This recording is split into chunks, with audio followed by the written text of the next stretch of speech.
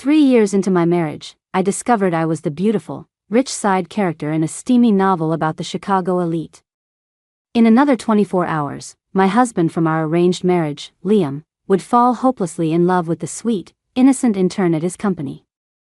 He'd live for her, he'd die for her, he'd even ground a jumbo jet leaving Chicago for her. Then, they would team up to sell me to a human trafficking ring, where I'd be tortured to death. I decided to make a run for it ahead of schedule. But that night, Liam, who had always been so cold and distant, turned the entire city upside down looking for me. He found me, pinning me against the floor-to-ceiling window with his hand locked on my waist. He traced my earlobe, his voice husky. "My dear wife, just where do you think you're running off to with my child?" I withdrew the last of my money from the bank. The sun was a fiery blaze on the horizon. It was already the end of the workday. The bank manager hemmed and hawed, then finally couldn't help himself. "Mrs. Sterling, if you withdraw this much cash at once, and Mr. Sterling finds out." I widened my eyes. "This is my own money. Is it illegal to withdraw it now?" The manager wiped sweat from his brow. "No, not at all, it's just." "Then don't say it," I said, picking up the cash. "Thanks for the advice. Next time, don't. I'm not interested." I turned to leave, but the manager hurried after me. "Mrs. Sterling, you and Mr. Sterling never signed a prenup, so your assets are shared. There's no way you can hide a withdrawal this large from him." I was so over it. "If he finds out, he finds out," I said without turning back. "I don't care. God knows, I was about to die. Who gives a damn about hiding anything?" It was just 2 days ago that I'd woken up. I was the other woman in a trashy romance novel. The original story was as smutty as it was insane. The male lead was a ruthless, cold, and quiet CEO of a public company. The female lead was a pale, delicate intern, the type who was always on the verge of tears. On her first day of work, she made a mistake. She missed a nail while setting up an art exhibit, and a frame nearly fell on Liam. But the notoriously picky male lead didn't blame her at all. Instead, he just calmly reassured her, "It's fine." One thing led to another, and the brooding, alpha CEO discovered that this innocent little flower of a girl had a way of calming his inner turmoil. And so, the two of them started hooking up like crazy in all sorts of places. Before long, the CEO's wife from the arranged marriage sensed something was wrong and stormed into the office to cause a scene. The male lead, utterly disgusted, threw a single line at her, "This was just a business arrangement. The sight of you makes me sick." Then he turned and walked toward his little flower, never looking back. But the wife had known Liam since they were kids and had been obsessed with him for years. She refused to let go. The three of them were tangled up for hundreds of chapters. The female lead went through a series of tear-jerking events. Getting pregnant, quitting her job, getting slapped, and fleeing to Los Angeles to have the baby. Before finally getting back together with the male lead. The female rival was finally written out of the story. Her family went bankrupt, she was sold off to a cartel in Mexico, and she died a horrific, abused death in a foreign land. Right. I'm the wife from the arranged marriage. I'm the evil other woman. I'm the zombie obstacle on the main character's path to true love, a crucial part of their foreplay. And now, there were only 24 hours left until Liam attended that art exhibit and met the love of his life. I decided to speed things up. First, I'd move all the money I could. When Liam got home, I was squatting in the walk-in closet. I was on the phone with my bestie, discussing what to do with my money. She was stunned for a long moment before she shrieked. "You want to transfer your assets to me? Are you insane? You know what his family is like. He's got connections everywhere, legit and shady. He'd have the whole city hunting me down." I was calm. "He won't. This is all under my name. It's all legal." "But," she said, confused, "last year you were talking about saving up all your money to support the great Liam Sterling. You were going to give him your life, your money, everything. What happened?" Did you just fall out of love overnight? I frowned. Did I say that? My bestie said, of course. You were so in love with Liam. You said you'd die without him. Oh, I said, casually shoving my Hermes bags into a suitcase. I went along with it. Who knows? I guess I was just pathetic back then. My bestie, that's when Liam walked in. He must have only heard the last half of our conversation. The tall man stood over me, pausing for a beat before his eyes swept over the mess on the floor. He slowly looked up and asked, "What new game are you playing now?" Sensing trouble, my best friend scurried away like a pro. "I'll let you two talk." She was gone, leaving just the two of us in the closet. Liam had a press conference today and was dressed in a charcoal gray suit that highlighted his broad shoulders and long legs. His expression was flat. He was always like this. No expression when we got married, no expression when we were in bed. We'd been married for 3 years and had known each other for over 10. I'd been in love with him for as long as I'd known him. Back in school, everyone knew I was chasing him. On a snowy night in Chicago, I stood in line to buy him concert tickets until I was burning up with a fever. For his birthday, I tried to cook for him and burned my hands all over. For 3 years of high school, I brought him breakfast every morning, even in a downpour. Later, when our families arranged our marriage, I was ecstatic. I celebrated by setting off a massive fireworks display for him over Lake Michigan. But in the end, all he gave me from the crowd was a single, indifferent glance. I could never melt his icy heart. I never knew why before, but I did now. Because in the story's plot, I was never the one who could stir his emotions. "I have too many clothes," I said, closing a suitcase. "Just tidying up." Liam glanced at me. "Tidying up? By clearing out all the money in your name?" His expression was neutral as he loosened his tie with one hand, a hint of impatience in the gesture. "Are you hiding some boy toy behind my back?" I frowned. "No. Why would you think that?" Hearing my denial, his face went back to being cold. "Good. I don't want any problems in our marriage. It would hit the trending topics and affect the stock price." So, he didn't actually care about a boy toy. He was just obsessed with maintaining the company's image and worried I would embarrass him. A wave of disappointment washed over me, but I just nodded. "I get it. You're going out of town tomorrow for that art exhibit?" Did you ask my assistant about my schedule?" "No." I paused, looking out the window. A storm was brewing. I lowered my eyes. "I'm just going to finish packing my clothes." Liam was especially rough that night. He was always like this before a business trip.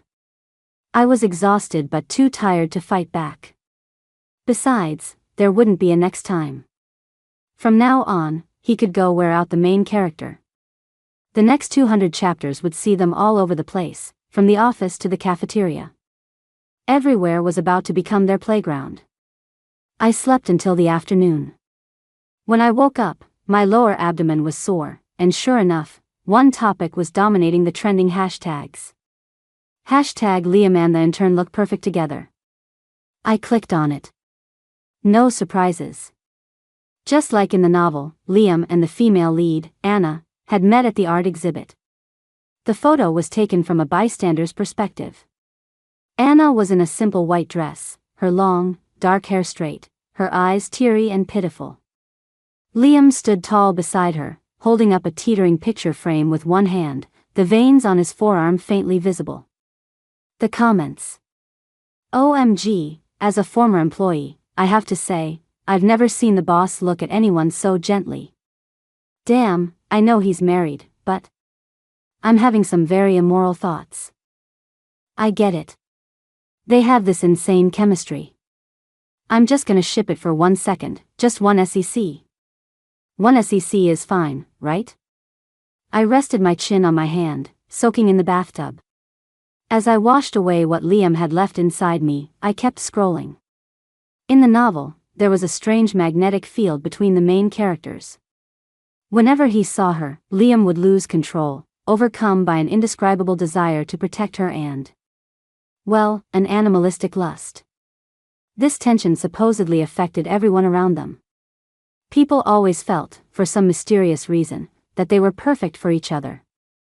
They shipped them so hard they practically wanted to watch them in bed. I called my best friend. "Did you get the things I asked you to prepare?" My friend hesitated. "Are you really going through with this? You're not going to stay with him? Or what?" "I just thought you two were having a fight." I said lazily, "Have you seen the news?" "I have. But, come on, it's not like he actually cheated." I thought for a moment. "Then just wait. I'll put on a little show for you." With that, I opened my contacts and dialed Liam's number. It rang for a long time before he picked up. It was noisy on his end. I could hear the buzz of the art gallery and the light laughter of a young woman in the background. Liam's tone was still cold, but noticeably more relaxed than when he was at home. "What's up?" he asked. I hesitated, stammering, "Liam, what if? What if I were pregnant?" Liam cut me off, his voice turning to ice. "Get rid of it for now." I'd guessed he'd say that. But his choice of words still stunned me. For now? My trip got extended. "I won't be back for another week," Liam said, his voice tight with restraint. "Go get the procedure done yourself. We can talk about any problems when I get back." Then he hung up. In the original novel, Liam and his ex-wife did have a child. But he acted as if he'd been cursed, refusing to believe the child was his. Over the hundreds of chapters where the main couple brutally tormented the female rival, they made her take 3 paternity tests. The first time, the sample was damaged, and the test failed. The second time, the results were switched, showing the child wasn't his. The third time, Liam looked at the report and still didn't believe it, convinced it was a fake. I touched my stomach, lost in thought. My little one. My sweet, precious baby. You can't grow up in a plot this idiotic. Liam didn't know I wasn't just testing him. I really was pregnant. I'd found out just 2 days ago. When I saw the 2 lines on the test, I was so happy, thinking I'd tell him the good news the moment he got home. But he never came home before my awareness as a side character kicked in. Now, for the sake of this child, and to avoid being sold to a cartel, I had to run. After hearing the phone call, my best friend screamed in fury. "That bastard Liam. Is he even human? I let it slide before, but you're married. What the hell kind of thing is that to say?" He's just that kind of person," I said. She exploded. "Run. I'll get you a fake ID right now. We'll get you out of there and leave him in the dust." I wrapped a towel around myself and left the bathroom. Walking down the hallway, I passed our wedding photos. A huge oil painting, like a beautiful dream, unfolded in my peripheral vision, enveloping me. I felt a moment of daze. For the past 3 years, we had shared a bed. I had given him the best years of my life. And he had remained unmoved. When he comes back and finds me gone, I wonder what his reaction will be. Liam said his trip was extended and he'd be back in a week. But I knew it wouldn't be that long. According to the novel's plot, he would get an urgent call late that night. He would abandon the sweet and lovely Anna and race home. Because the female rival had attempted suicide.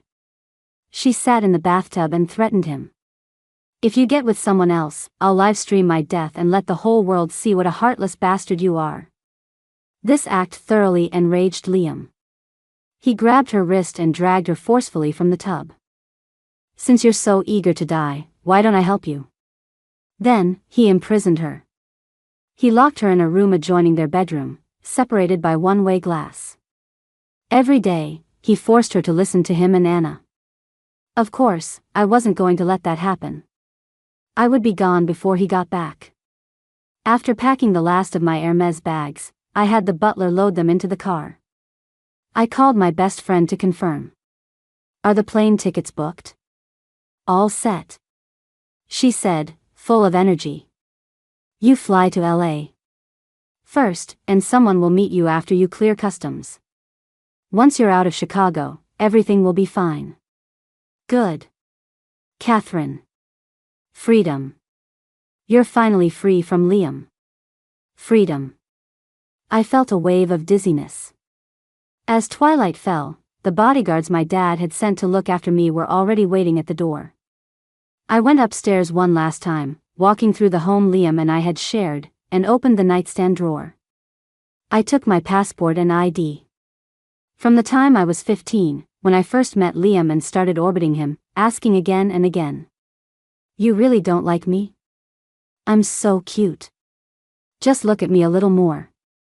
Maybe you'll start to like me if you see me enough.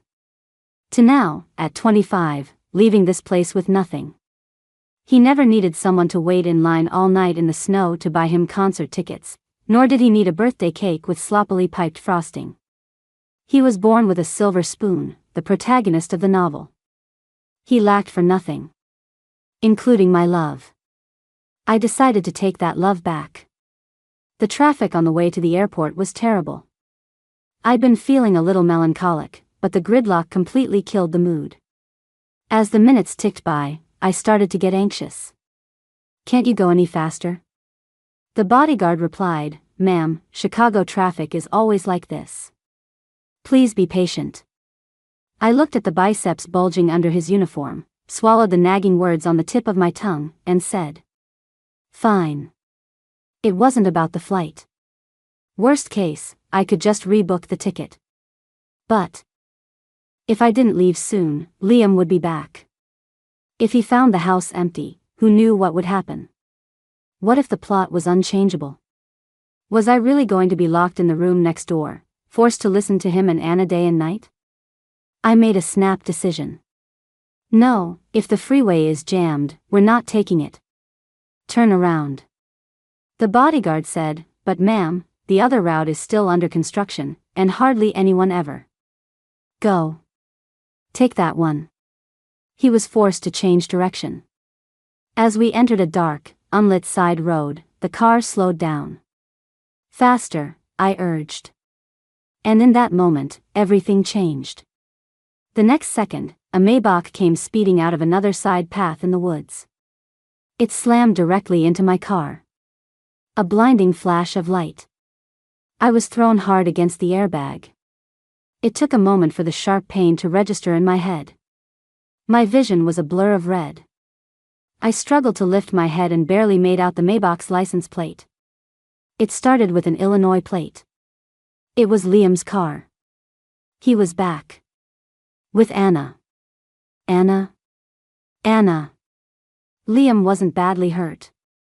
He scrambled out of the car, his long legs moving hastily, cradling a small girl in a white dress. I had never seen him so disheveled and frantic. His shirt and jaw were stained with blood, and his hand was protectively shielding the girl's head. As if he was afraid she was in pain. And afraid she was cold. Anna, don't fall asleep, Liam urged desperately. We're not far from the freeway. I'll get you to a hospital. Liam. Anna, he said. I'm here. You're going to be okay. Pain. My head hurt so much. I couldn't tell where the pain was coming from. So, Liam wasn't numb and incapable of love after all.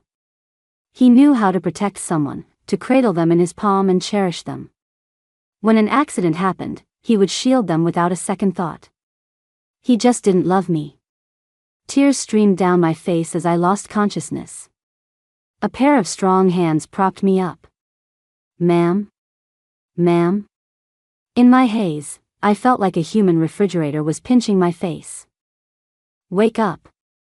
Our medics will be here in 5 minutes. They're coming by helicopter. All those bicep curls weren't for nothing. He was pinching me so hard I teared up. Gently, I whimpered. He cautiously pulled his hand back. But I was still in pain. As he held me, I managed to get out, You. Save. My baby. What? I took a deep breath. The baby. With that, everything went black. I was in a coma for 2 weeks. When I woke up from the car crash, I was in Seattle. On the other side of the ocean, the birds were singing, the flowers were blooming, and the hospital room was filled with golden sunlight. The world was peaceful. And my baby was still alive. I swear, you're going to be the death of me. My lovable idiot of a best friend sat by my bed. She was peeling an apple while repeating for the 5th time, "You know, Jason thought you'd scrambled your brain. He said you were grabbing him and calling him mama." She continued, "When the medics got there, this 6'3" giant was frantically yelling at them to check your head first." Ha ha ha ha ha.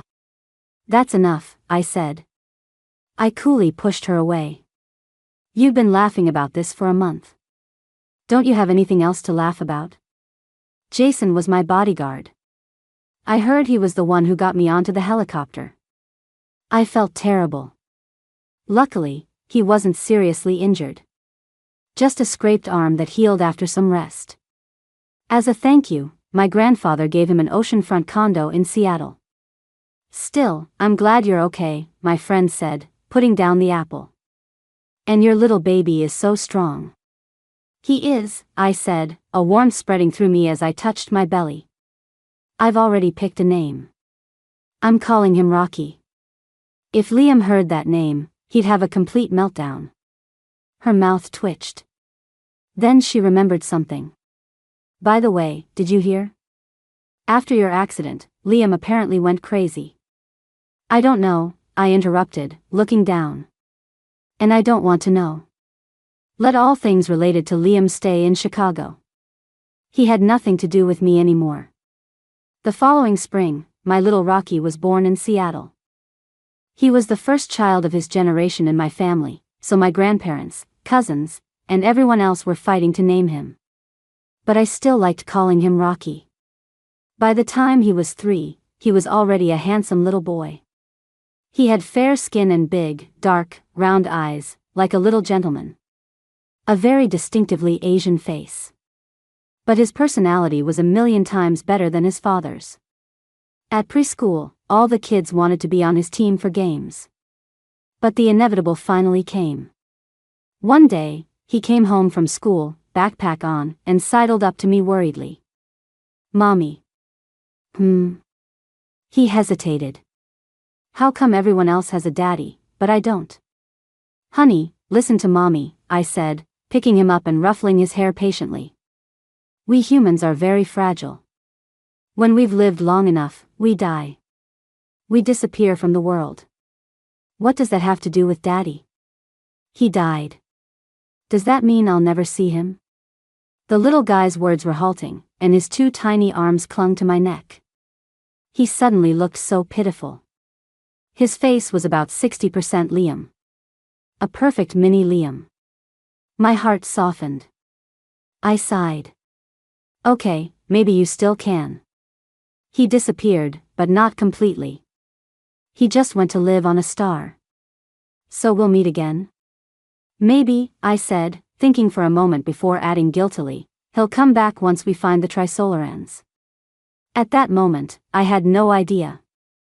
That because of that one off-the-cuff, ridiculous sentence. I was raising a future astronomer. But that's a story for another time. After I said that, 3.5-year-old mini Liam hugged my neck tightly. "Mommy, don't go to the stars." "Okay," I said, my heart melting into a puddle. "Mommy won't go. Mommy will stay with you. Mommy will protect you. No one will ever take you away from me." In my 4th year away from Chicago, I officially took over a part of the family business. The plot seemed to have completely diverged from the novel. I had someone look into Anna's situation. She was juggling a possessive, moody movie star, a younger personal trainer, and a charming but depraved professor. She seemed pretty happy too. The original book was a reverse harem novel, and Liam had the best chance of winning among the male leads. For some reason, he hadn't ended up with the original female lead. I never asked about Liam. He was like an old scar in my heart, covered by a bandage, never seeing the light of day, always raw and bleeding underneath.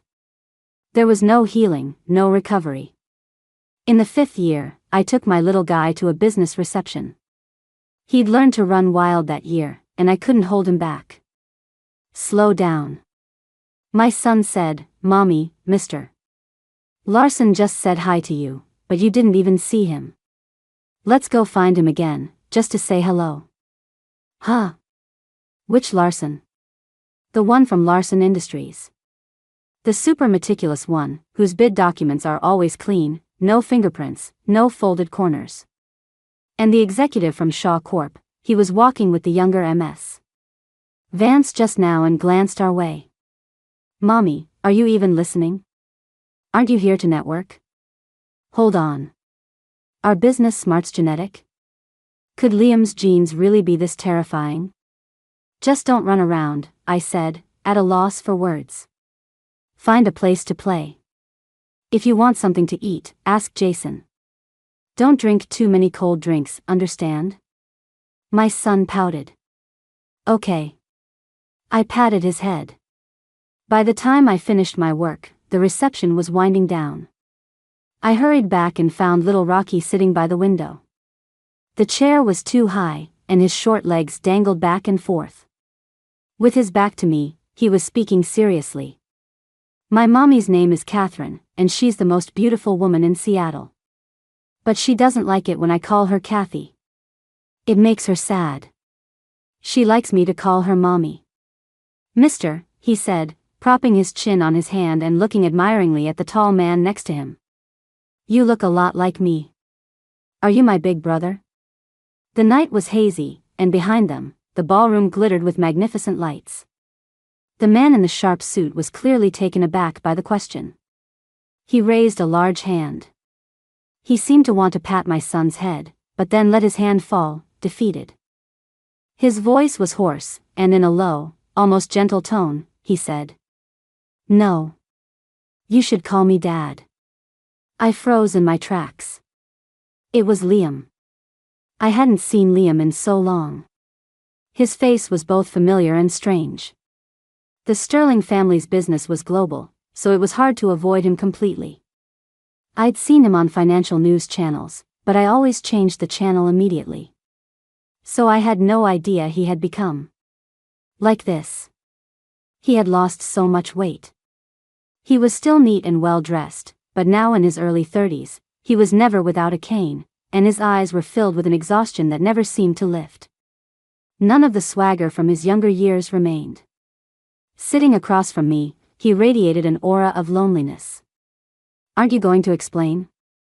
I snapped back to reality. The car crash, the fake death, disappearing without a trace. Liam gave a bitter smile. I was at the hospital until the next day before I found out you were the one I'd hit. I went back to look for you immediately, but they told me you were dead. How could that be? He murmured. I had to see you, dead or alive. I didn't believe it, so I kept searching. But I couldn't find you anywhere. It was as if the person named Catherine had vanished from the face of the earth. He had shattered his left kneecap and suffered a comminuted fracture in his right shoulder in the crash. He dragged his broken body to LA. To see my father. But he was turned away at the door. My feelings were complicated. What were you looking for me for? You're my wife. Shouldn't I have been looking for you? But we had no feelings for each other, I reminded him. Liam, to you, I was a burden. Why would you think that? If it weren't for me, you could have been with Anna. That's not it, Liam said, his eyes filled with a painful struggle. Kathy, it wasn't what you thought back then. I did plan to be with Anna, but that was because. Mommy, a small voice came from behind me. Little Rocky, having finished his pumpkin cookies, trotted over. He peeked his head out. I washed my hands. Am I interrupting your chat? Not at all.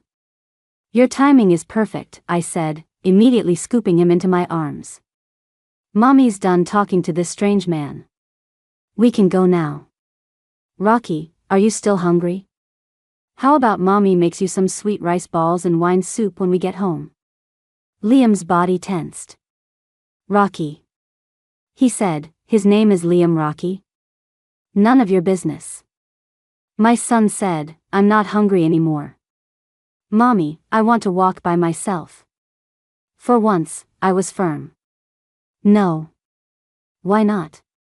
There are too many people today. I'm afraid you'll get snatched. But from now on, don't just claim random relatives outside. This man is not your big brother, okay? My son looked a little hurt and fell silent. I leaned in and kissed him.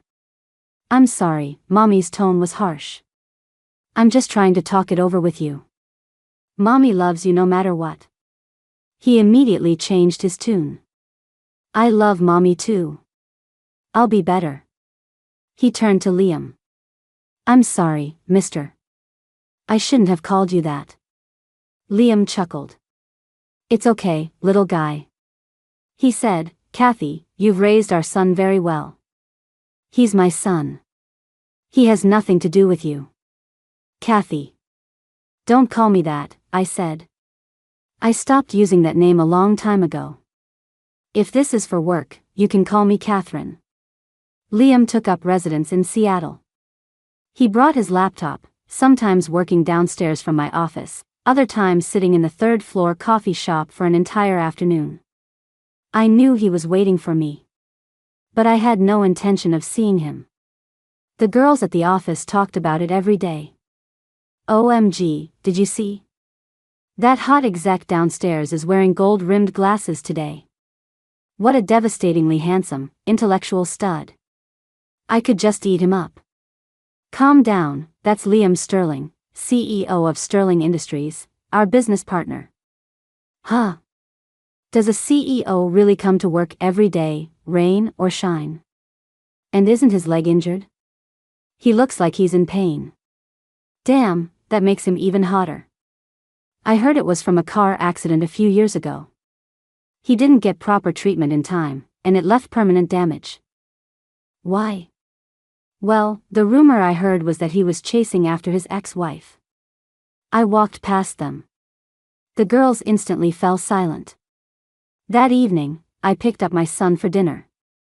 The moment he got in the car, he snuggled into my arms. Mommy, I saw that man from before, today.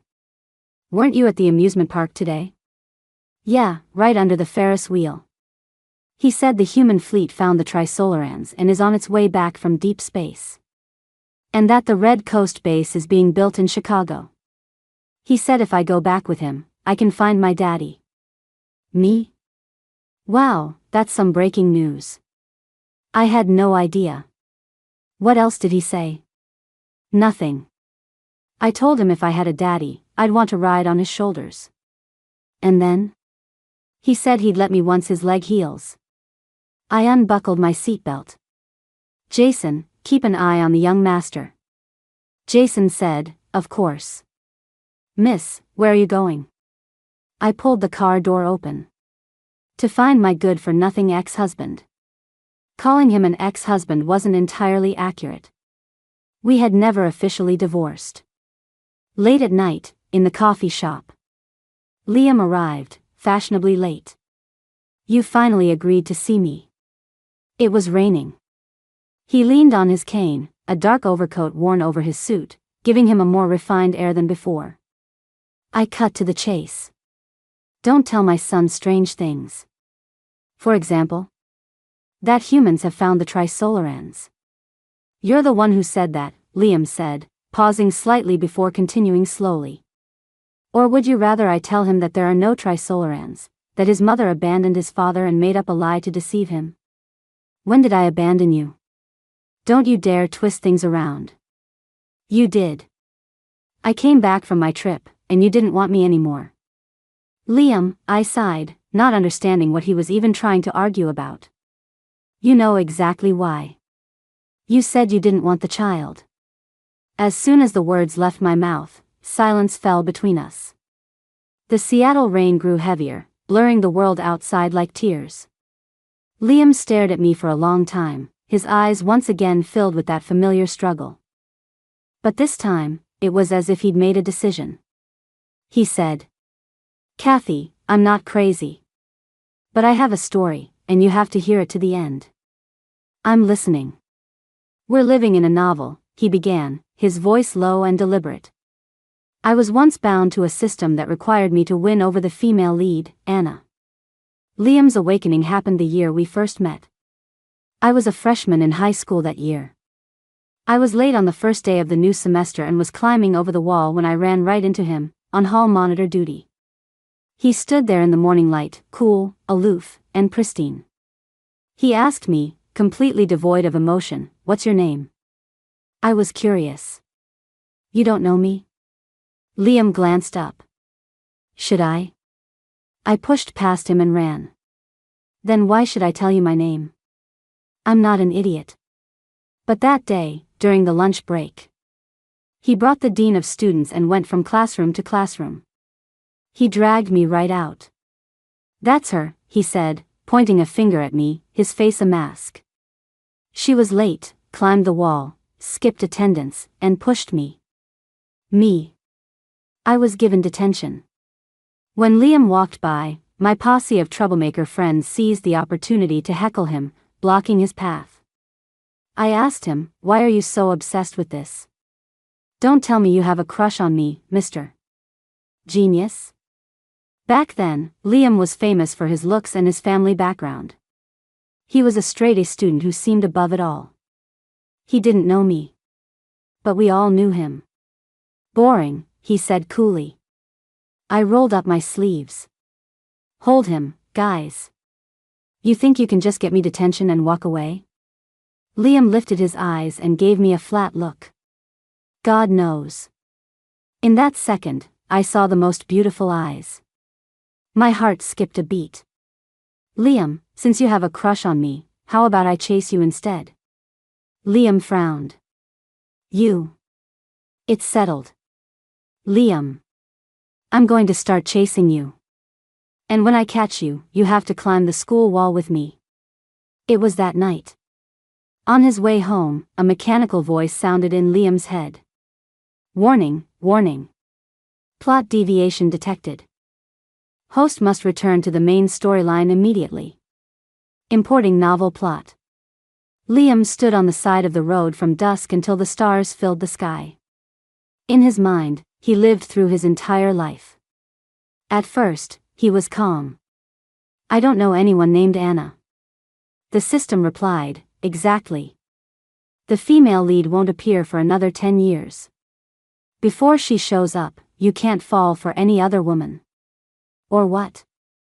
This world exists because of the female lead. If you fall for someone else, the world will collapse. What does collapse mean? A lot of people will die, you know. Liam scoffed, not believing a word. "You might as well tell me you're Napoleon." The next day, right in front of him, I fell from the 3rd floor. Head first. I landed right at his feet. I remembered that incident. Because I almost died. I had been standing in the hallway, perfectly fine. Somehow, I just fell. Afterward, I was in the ICU for 3 weeks, and my family was told twice that I might not make it. When I recovered, even the doctors were baffled. They called it a medical miracle. At the time, my grandfather had asked me, "What happened? Did someone push you?" I shook my head. No. But it was strange. I suddenly heard all these voices in my head, telling me to jump. That terrified my grandfather. He had the house exorcised for 7 straight days. Later, after I became aware of my role as the female rival, I specifically looked up this part. But the original novel never mentioned it. Now, I finally understood why. Because it wasn't part of the plot. It was a punishment for Liam's disobedience. And a warning. He sat outside my ICU room, praying uselessly through the night. In the end, all he could do was ask helplessly, "What do I have to do to satisfy you?" The system told him, "Don't resist. Just follow the novel's plot." So, Liam. He thought to himself. For the next 10 years. Before Anna appeared. You are not to give Catherine any response. You remember that? Any at all? In Seattle, the rain whispered endlessly. I was completely stunned. But you're not with Anna now, and the world hasn't collapsed. Because 5 years ago, Liam said, his gaze deep, I really thought you were dead. He didn't believe it at first. But he couldn't find me. Nowhere. When he came back from LA. His doctor told him his leg injury was deteriorating rapidly and he needed to be hospitalized immediately. He remembered the 15-year-old girl who had jumped from the 3rd floor. Maybe the system had a way of completely erasing a person. He suddenly broke. Get out. The doctor said, Mr. Sterling? All of you, get out.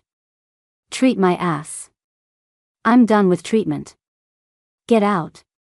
He smashed the equipment in his room. He drank himself into a stupor night after night. Anna timidly came to comfort him. He shoved her away. This is all because of you. Anna, completely bewildered, had tears welling up in her eyes. Liam gave a bitter laugh. Never mind. It's not your fault. You don't know anything. He murmured, the one who should have died wasn't her. It was me. If she's dead, then nothing I did mattered. Anna, he said, defeated.